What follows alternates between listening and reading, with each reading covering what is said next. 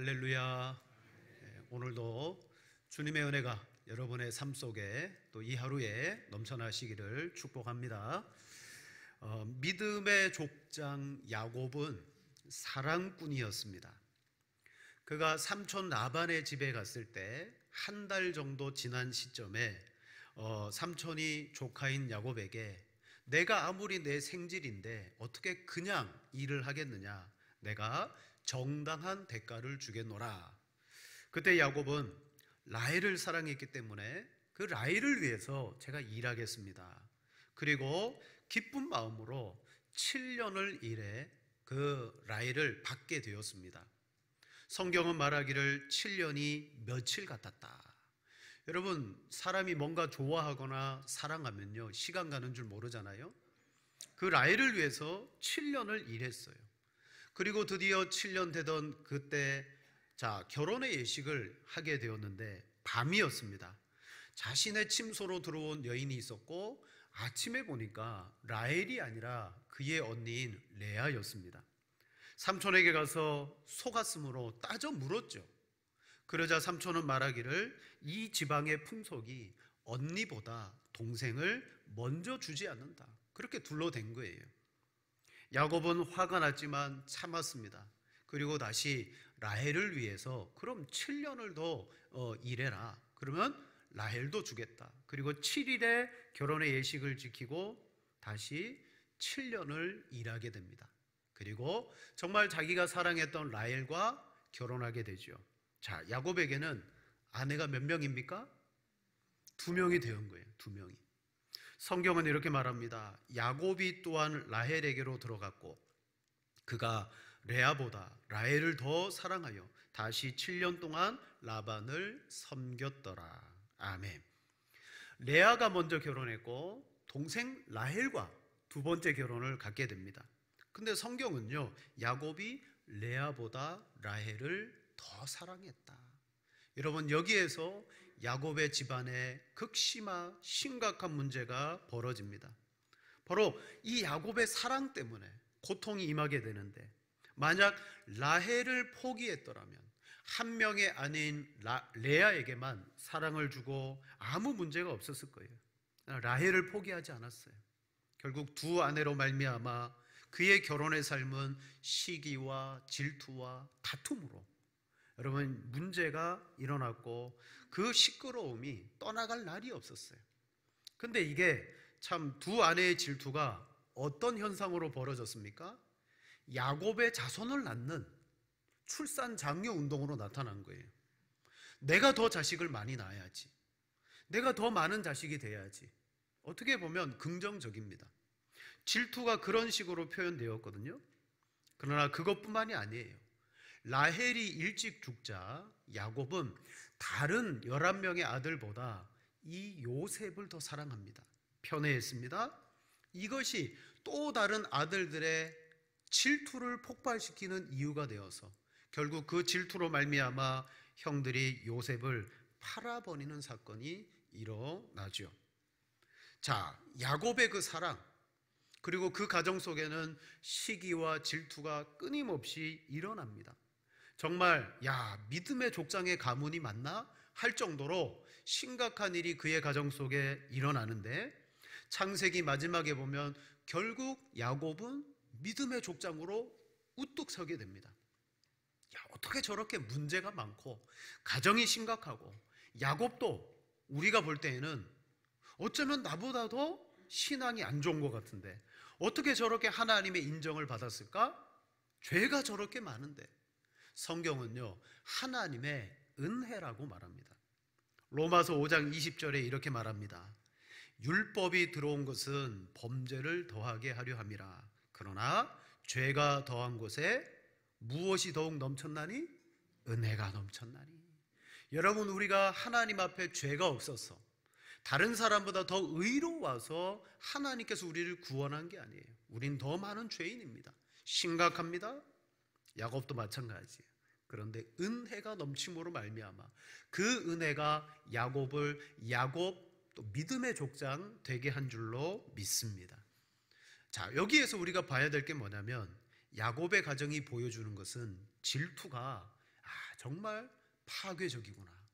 한 여인이 질투를 품게 되고 여러 아들들이 질투를 품게 되니까 그 질투 속에 심각한 문제들이 많이 일어나는구나. 실은 질투라는 것은 적어도 나와 감정을 나눈 사람들 속에서 일어납니다. 연인들 속에서. 왜 다른 사람 봐? 왜 그 사람과 만나? 그러면서 사소하지만 자신의 그 사랑과 감정이 다른 사람에 의해서 훼손될까 봐 여러분 질투해요. 그래서 사랑도 힘이 강하지만 질투도 아주 강력한 힘을 가지고 있습니다. 성경을 같이 읽겠습니다. 우리 아가서 8장 6절입니다. 같이 한번 봅니다. 너는 나를 도장같이 마음에 품고 팔에 두라.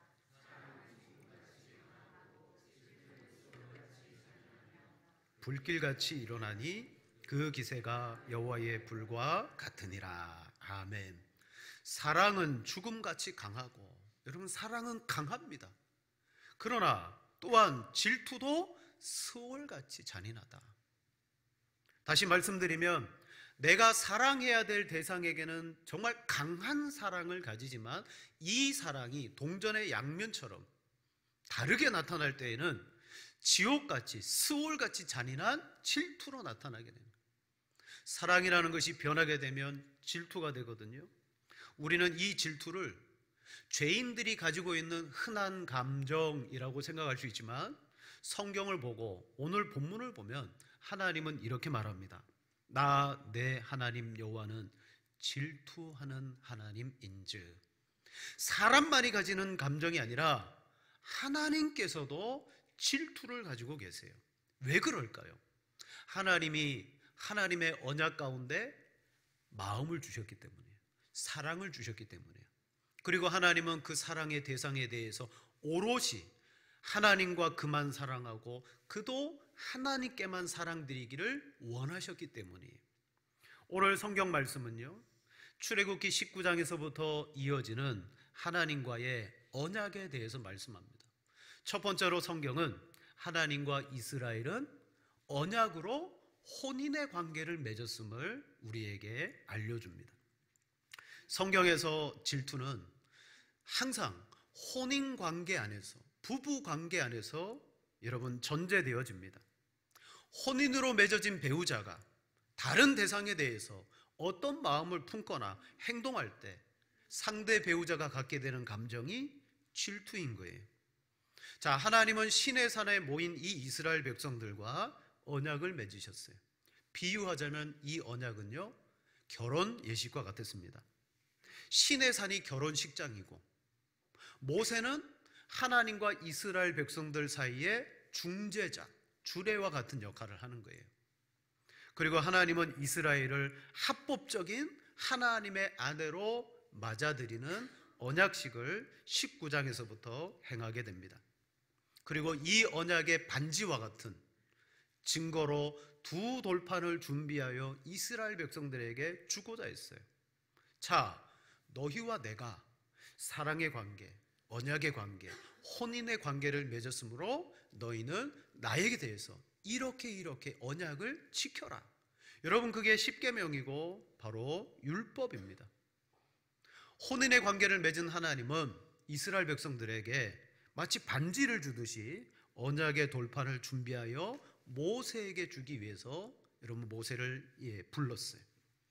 성경을 보면 이렇게 언약을 맺은 하나님과 이스라엘은 40년 동안 여러분 광야의 시절을 거치잖아요. 하나님께서 이 광야를 어떤 세월이라고 말합니까? 우리 예레미야 2장 2절 말씀해 보세요. 가서 예루살렘의 귀에 외칠지니라. 여호와께서 이와 같이 말씀하시기를 내가 너를 위하여 내 청년의 때의 인애와 내 신혼 때의 사랑을 기억하노니 곧 씨 뿌리지 못하는 땅 그 광야에서 나를 따랐음이라. 아멘. 하나님은 예레미야를 통하여 유다 백성들에게 들려줘라. 너희가 광야 가운데 나와 함께 했을 때 그때가 바로 무슨 때냐? 너희와 내가 제일 좋았던 때다. 그때가 바로 신혼의 때다라고 말씀합니다. 왜 그때가 신혼의 때입니까? 시내산에서 하나님은 그들과 혼인의 언약을 맺었기 때문이에요. 그리고 오늘 십계명으로 그들에게 줍니다. 나 외에 다른 신을 섬기지 말라. 다른 형상과 모양으로 빚어서 만들거나 절하지 말라. 여러분, 이것이 바로 하나님과 이스라엘 사이에 신실하게 지켜야 되는 도리라는 거죠. 하나님은 이처럼 하나님과 이스라엘을 부부의 관계로 비유하면서 부부가 되었으니까 이제 우리는 서로 신실하게 지키자. 1계명이 뭐예요? 너는 나 외에 다른 신들을 내게 두지 말라. 이 말은 오직 이스라엘의 유일한 남편은 하나님이시다. 하나님이시다. 2계명입니다. 너를 위하여 새긴 우상을 만들지 말고, 어떤 형상도 만들지 말고, 그것들을 절하지 말고, 그것을 섬기지 말아라. 이건 어떤 계명입니까? 1계명처럼 하나님이 내 남편인데 다른 남편, 나를 위해서 다른 남자를 두어서는 안 된다. 그런 말씀을 하나님이 하고 계세요. 만약 어떤 형상을 만들거나 그것을 섬긴다면 하나님은 질투하는 하나님이 되어서 내가 너희에게 이런 저주를 내릴 것이다. 자, 오늘 첫 번째 우리 본문의 말씀의 배경은 하나님과 이스라엘은 혼인의 언약을 맺은 관계다라는 걸 말해줘요. 하지만 두 번째, 이스라엘의 전체의 역사를 보면 이스라엘의 역사는 어떻습니까? 외도를 선택한 이스라엘의 역사다라는 거죠. 외도를 선택해요. 자, 질투라는 감정은요, 사랑이 있기 때문에 나타나는 감정입니다. 저 사람이 내 아내고 저 사람이 내 남편인 거예요. 서로 사랑합니다. 근데 세상에 어떤 남편이 자기 아내를 다른 남자와 공유하겠습니까? 어떤 아내가 자기 남편을 다른 여자와 공유하겠습니까? 진정한 사랑은요, 자기 남편과 아내를 공유할 수가 없어요. 오직 나만이 사랑해야 되는 거예요. 하나님도 마찬가지입니다. 시내산에서 혼인의 언약을 맺은 이 관계 속에 하나님은 이스라엘만 사랑하기로 하셨어요. 그리고 이스라엘에게도 너희도 나만을 사랑해라. 여러분, 그것을 뭐라고 말하느냐?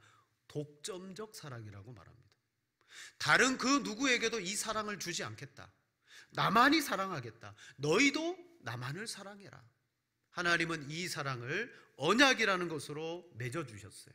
바로 언약은 하나님과 이스라엘의, 하나님과 우리와의 독점적 관계를 말해주는 겁니다. 그런데 이 이스라엘 백성들이 가나안 땅에 들어가서 어떻게 합니까? 하나님은 그 땅의 이방 족속을 몰아내라. 우상을 다 깨뜨리고 가나안의 풍습을 쫓아내라. 그런데요, 그 땅에 가보니까 다른 남편들이 너무 많은 거예요. 다른 남자들이 너무 좋은 거예요. 우상 숭배, 이방의 풍습, 정말 유혹할 만한 거리들이 아주 많아요. 그래서 하나님께 받은 언약의 규례를 그들이 지키지 않습니다. 그리고 그 유혹에 넘어가게 되죠. 왜 그렇습니까? 이스라엘은 하나님만 사랑하는 것을 답답하게 여겼어요. 독선적으로 여겼어요. 그래서 어떤 일이 벌어지죠? 이 언약의 계명을 깨트리는데 어디서부터 깨트립니까? 여러분, 예식장에서 이혼하는 사람 봤어요? 못 보셨군요. 실제 상황이나 아주 보기 드문 극적인 드라마에서나 표현되어지지, 예식장에 혼인하러 들어가다가 이혼하는 사람을 본 적이 없죠. 그런데 오늘 성경은요, 이 이스라엘의 외도가 어디서부터 일어났느냐? 시내산이라는 예식장에서부터 일어나게 됩니다. 하나님과 이스라엘이 언약을 맺고자 했고 그들이 준행하겠습니다. 그걸 받아들였어요. 그리고 하나님은 모세를 시내산 꼭대기로 불러서 언약의 증거물, 반지와도 같은 두 돌판을 모세를 통하여 이스라엘에게 주고자 40일 동안 시내산에 있는 동안 왜 모세가 내려오지 않냐? 그리고 백성들은 아론을 부축해서 온갖 금붙이를 다 모으죠. 그리고 만들어낸 것이 금송아지입니다. 그리고 여호와, 이게 너희를 애굽에서 인도하여낸 여호와다. 그러며 먹고 마시고 뛰놀았다고 성경은 말합니다. 여러분, 음행을 행하는 거죠. 근데 이 사건이 어떤 사건입니까? 시내산이라는 결혼식장에서 분명히 신랑을 맞이하여 언약을 맺고 신실하겠다고 고백까지 한 그들이 그 자리에서 다른 남자와 놀아나는 거예요. 표현이 좀 그런데 정확합니다. 다른 남자와 놀아나는 거예요. 그때 시내산에서 내려온 모세가 어떤 행동을 취하죠? 그 두 돌판을 던져서 깨뜨려 버립니다. 모세는 그냥 화가 난 게 아니에요. 모세가 행한 이 돌판을 깨뜨리는 행위는 어떤 행위일까요? 신명기 9장 16절 이하에 보면 급속히 여호와의 명하신 도를 떠났기 때문이다. 하나님과 언약을 맺고 신실하겠다 그래놓고 급속하게 하나님의 도를 떠났다. 언약을 깨뜨렸다. 두 돌판이 깨어짐으로 말미암아 이스라엘과 하나님과의 혼인의 계약이 깨어져 버렸어요. 예식장에서. 그때 하나님은 이혼하면, 남녀 사이에 이혼하면 뭘 주고받죠? 이혼 증서 말고 위자료. 그죠? 그래도 하나님은 신실하세요. 결혼하면서 이 이스라엘 백성들에게 결혼하면 내가 이런 복을 주겠다고 한 약속이 있어요. 가나안 땅을 주겠다 그랬어요. 하나님이 그 혼인 예식장에서 이스라엘과 파혼을 하면서 언약의 돌판을 깨뜨리면서 뭐라고 말하느냐? 나는 너희와 함께 가지 않겠다. 출애굽기 33장 3절입니다. 너희를 적과 꿀이 흐르는 땅에 이르게 하려니와 나는 너희와 함께 올라가지 아니하리니. 적과 꿀이 흐르는 땅을 너희에게 주겠다는 거예요. 이게 뭐냐면, 그래? 내가 너희와 결혼하면서 약속했던 그거 땅 줄게, 집 줄게, 재산 줄게, 너 다 가져. 위자료를 받는 거예요. 그러나 너희하고는 같이 하지 않겠다. 너희끼리 가라. 이스라엘이 음행을 행함으로 하나님과의 언약을 깨뜨려 버렸고 하나님은 이스라엘과 결별했어요. 여러분, 구약 성경에 보세요. 신약 성경에 보세요. 아무리 하나님의 백성들이 범죄하고 죄를 지어도 하나님이 징계를 하거나 징벌을 주실지언정 나는 너희와 함께하지 않겠다. 여러분, 그랬던 적이 있나요? 잘 찾아보기 어려울 거예요. 그런데 시내산에서 혼인의 예식을 깨뜨린 그들에게는 하나님이 말씀합니다. 나는 너희와 이제 함께하지 않겠다. 너희는 너희 갈 길 가고 나는 내 갈 길 가겠다. 결혼식 날 음행을 행하시니 이 얼마나 끔찍한 일이 벌어졌습니까? 십계명이라는 돌판, 즉 언약의 반지를 모세가 가지고 내려왔는데 이제 이스라엘에게 끼워 주려고 하는 순간 그들이 음행을 행하고 있었어요. 거룩한 신부가 되어야 되는데 바로 음녀가 되고 말았습니다. 하나님의 언약을 깨뜨려 버렸어요. 이때 모세가 어떻게 합니까? 중재자로 나섭니다. 중재자로. 하나님과 이스라엘 사이를 오고 가면서 서로 간에 언약을 맺을 수 있도록 약속을 알려주고 언약을 맺게 하는 중재자 역할을 했던 모세가 파혼의 이 현장 속에서 다시 하나님 앞에 나가서 간절하게 그가 구합니다. 우리 출애굽기 33장 12절 14절 한 절씩 교독하겠습니다. 제가 먼저 보겠습니다. 모세가 여호와께 아뢰되 보시옵소서, 주께서 내게 이 백성을 인도하여 올라가라 하시면서 나와 함께 보낼 자를 내게 지시하지 아니하시나이다. 주께서 전에 말씀하시기를 나는 이름으로도 너를 알고 너도 내 앞에 은총을 입었다 하셨사온즉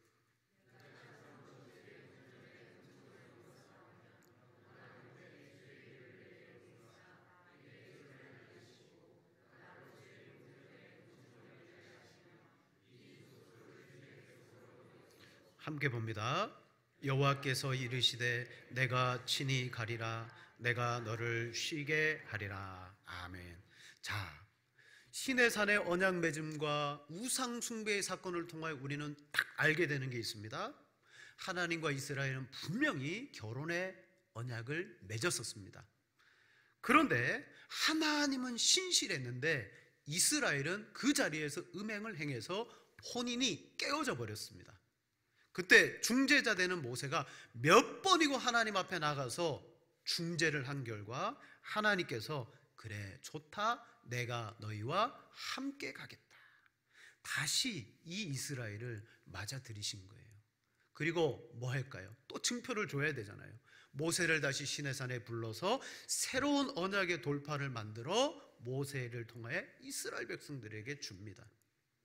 우리는 이 사건을 통해서 분명하게 아는 것은 세 번째로, 이스라엘은 음행을 행하는 여인이지만 하나님은 그 여인을 향하여 분명히 질투하시는 하나님이시다. 질투하시는 하나님이시다. 여러분, 이스라엘만 언약의 백성이 아니라 신약의 교회도 하나님과 언약을 맺은 거룩한 신부인 줄로 믿습니다.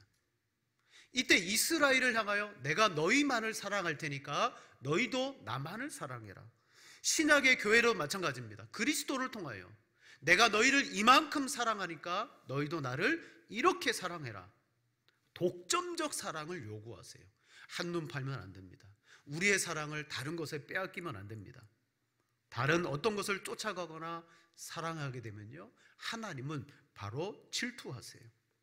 하지만 교회의 역사를 보면, 성경을 보면 그 거룩한 신부가 있는가 하면 성경에는요, 음녀라는 여인도 있어요. 근데 놀랍게도 이 음녀들이 다 어디에서 시작되었느냐? 거룩한 신부가 바뀌어서 음녀가 되더라고요. 요한계시록을 보면 선지자들의 피에 취한 음녀들이 나옵니다. 그들은 선지자들을 칼로 죽인 구약의 이스라엘, 신약의 교회를 핍박하는 유대교, 유대인의 회당, 유대인들, 그들을 가리켜서 음녀라고 말해요. 유대인들, 유대교, 그들이 처음부터 음녀였느냐? 아닙니다. 시내산 언약으로 말미암아 하나님과 언약을 맺었던 옛 언약의 신부였어요. 그런데 그들이 예수 그리스도를 알지 못하고 도리어 예수님 안에 거룩한 신부인 교회를 핍박하는 음녀가 되었어요. 그들이 어디로부터 출발되어졌나요? 처음에 그들도 거룩한 신부였습니다. 하지만 하나님을 떠났습니다. 진리를 떠났습니다. 남편을 버리고 음행을 행한 결과 그들이 음녀가 되었습니다. 따라서 거룩한 신부도 그 근원은 어디다? 음녀도 그 근원은 교회였다. 교회였다. 처음에는 음녀도 교회였습니다. 하지만 하나님을 떠나고 진리를 떠나는 순간 그들이 음녀가 된 거예요. 자, 우리 웨스터민스터 신앙 고백서 25장 제5항에 교회에 대한 고백이 나옵니다. 우리 같이 한번 읽어볼까요? 지상에서 아무리 순수한 교회들일지라도 혼잡과 오류를 범한다. 그리고 어떤 교회들은 극도로 타락하여 그리스도의 교회가 아니라 사탄의 회가 되기도 한다. 아멘. 시내산 언약의 공동체가 나중에 신약의 교회를 박해하는 음녀가 되었던 것처럼 신약의 교회 역시도 극도로 타락해서 뭐가 될 수 있다? 음녀, 사탄의 회가 되기도 한다. 유대인들의 교회, 곧 이스라엘이 언약 안에 있을 때는 그들이 순결한 신부였습니다. 하지만 끝없이 하나님의 계명을 거부하고 하나님을 거역하고 음행을 일삼음으로 말미암아 그들이 음녀가 되었습니다. 예수 그리스도를 통하여 새롭게 신부가 된 신약의 교회를 죽이고 핍박하게 되었죠. 바로 이 신약의 교회가 점점 역사를 기포하며 중세시대가 되면서 뭐가 됐습니까? 하나님을 거역하고 음행하는 음녀가 되었는데 그게 로마 카톨릭이에요. 여러분, 로마 카톨릭은요, 새롭게 신부된 개신교회를 환영하지 않습니다. 죽입니다. 박해합니다. 자, 이로써 우리가 알게 되는 것이 있습니다. 교회가 신실하게 결혼의 언약 가운데 있지 않으면 교회는 변하여서 사탄의 회가 될 수 있다. 음녀가 될 수 있다. 자, 그런데 언약을 그들이 깨트렸어요. 언약에 신실하지 않았어요. 그럼에도 불구하고 교회가 거룩해질 수 있는 길이 있더라고요. 그게 뭡니까?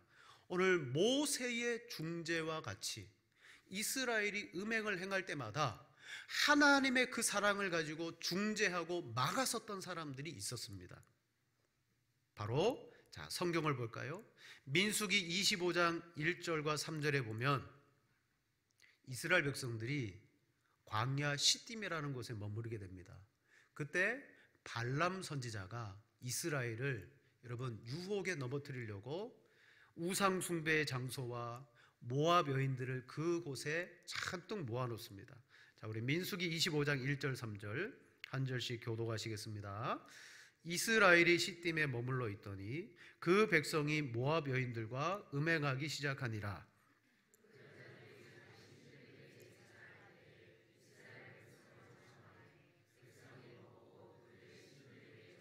함께 봅니다.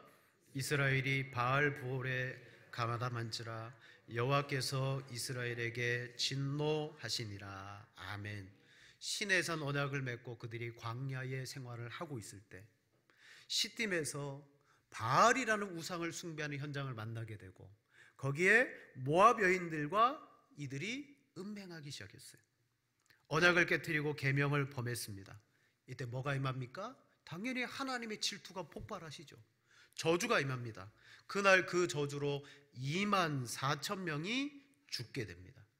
물론 더 많은 사람들이 저주를 받아 죽을 수 있었어요. 왜? 음행을 행했으니까. 그런데 거기에서 딱 멈추게 된 계기가 있습니다. 바로 아론의 손자 비느하스의 헌신 때문이에요. 6절에 말합니다. 이스라엘 자손의 온 회중이 회막문에서 울 때에 이스라엘 자손 한 사람이 모세와 온 회중의 눈앞에 미디안의 한 여인을 데리고 그의 형제에게로 온지라. 제사장 아론의 손자 엘르아살의 아들 비느하스가 보고 회중 가운데서 일어나 손에 창을 들고 그 이스라엘 남자를 따라 그의 막사에 들어가 이스라엘 남자와 그 여인의 배를 꿰뚫어서 두 사람을 죽이니 연병이 이스라엘 자손에게서 그쳤더라. 그 연병으로 죽은 자가 24,000명이었더라. 아멘. 우상 숭배와 음행의 사건으로 언약을 파기했는데 그때 온 백성들이 연병이 돌기 시작하자 그들이 울었어요. 근데 그것도 모르고 이스라엘의 한 남자가 미디안의 여인을 데리고 자기 장막으로 음행하려고 들어갈 때 비느하스가 창을 가지고 들어가 그 두 사람을 꿰뚫었다. 근데 여러분 이 사건 자체만 보면요 참 끔찍한 살인입니다. 하지만 성경은 그 일로 말미암아 이스라엘의 연병이 그쳤고 그나마 24,000명만 죽는 일로 마무리됐다라고 말합니다. 이때 이 비느하스가 하는 행동은 그냥 죽인 살인이 아닙니다. 성경은 이렇게 말합니다. 우리 민수기 25장 11절 13절 세 절을 같이 읽겠습니다. 제사장 아론의 손자 엘르아살의 아들 비느하스가 내 질투심으로 질투하여 이스라엘 자손 중에서 내 노를 돌이켜서 내 질투심으로 그들을 소멸하지 않게 하였도다. 그러므로 말하라. 내가 그에게 내 평화의 언약을 주리니 그와 그의 후손에게 영원한 제사장 직분을 언약이라. 그가 그의 하나님을 위하여 질투하여 이스라엘 자손을 속죄하였음이니라. 아멘. 하나님은 비느하스의 행동을 두둔하셨어요. 비느하스가 나 대신에 잘했다. 뭐 했다고요? 하나님을 위하여 질투했다는 거예요. 이스라엘은 하나님만 사랑해야 되는데 우상을 섬기고 음행을 행했을 때 하나님의 질투가 이스라엘을 향하여 진노케 하실 때 그때 하나님의 그 사랑, 그 질투를 비느하스가 알고 대신 그것을 끊어냈더라는 거예요. 여러분, 교회가 거룩한 신부가 되고 하나님의 아름다운 신부로 서기 위해서는 죄를 끊어내는 일이 있어야 되고요. 하나님이 이 죄를 얼마나 미워하고 교회를 얼마나 거룩하게 하시는지에 대한 그 사랑을 가지고 있어야 되는 거예요. 그걸 잃어버리면 우리는 시간이 지나면서 자연스럽게 우리도 세상과 같이 음행할 수도 있어요. 여러분, 모세가 중재를 했죠. 비느하스가 하나님의 질투로 그 죄를 끊어냈어요. 신약의 예수님도 마찬가지입니다. 우리를 하나님의 거룩한 신부가 되기 위해서 예수님은 십자가에서 자기의 몸을 창으로 찔리셨고 그리고 몸을 못으로 꿰뚫으셨어요. 바로 예수 그리스도의 그 십자가와 그 진리가 없으면 교회는요, 거룩한 신부가 될 수 없는 줄로 믿습니다. 거룩한 신부가 가지고 있어야 되는 것은 바로 그겁니다. 하나님과 우리와의 중보 되시는, 우리를 하나님께로 인도하고 하나님의 사랑을 받게 하는 유일한 통로, 하나님의 그 질투의 사랑이 아니라 거룩한 사랑을 받게 하는 바로 중보의 능력이 교회 안에 늘 있을 때, 그것이 교회를 파수할 때 교회는 언약 안에 있는 참된 신부가 될 줄로 믿습니다. 말씀을 정리합니다. 교회가 해야 될 일은 하나님의 그 언약을 지켜나가는 겁니다.